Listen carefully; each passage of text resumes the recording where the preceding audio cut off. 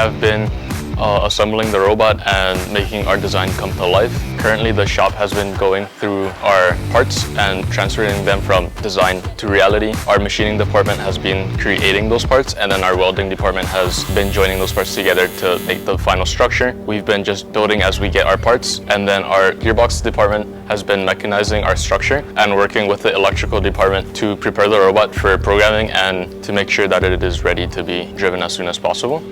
For our base, we have chosen a swerve drive. We have chosen a module from Swerve Drive Specialties, the MK4i. We run full Neos because of the lack of Falcons this year, so we switched over just in case one of our systems blow. We don't have to rely or go back to Neos during competition. On that robot, we have a single stage elevator powered by a single Neo gearbox. On that elevator, we have a chain bar attached to that with a 1,000 foot-pound gearbox, custom gearbox that keeps the claw parallel to the ground. On the end of that arm, we have a pneumatically actuated claw that picks up both cubes and cones off the ground and from the substation. And on top of that, we have been creating a new update for our robot with a set of landing gear that will allow us to fit 3 robots on the charging station for our endgame.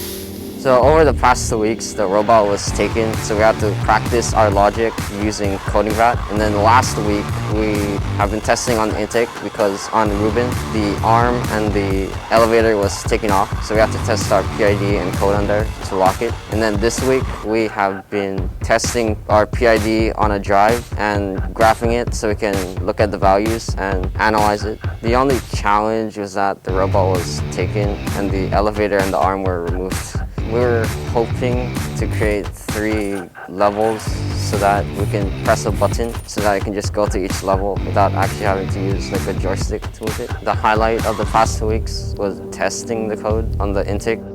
In the past 2 weeks, our department, the scouting team within the programmers, have been developing the scouting table. So one of the difficulties within the development of the table was filtering through the data and getting it to uniquely show for each team correctly. And we overcame that by developing a way using knowledge from our mentor, Jason, and some references to last year's code, and coded it to solve that problem. So now we have OPRs, DPRs, and CCWMs available to each team uniquely.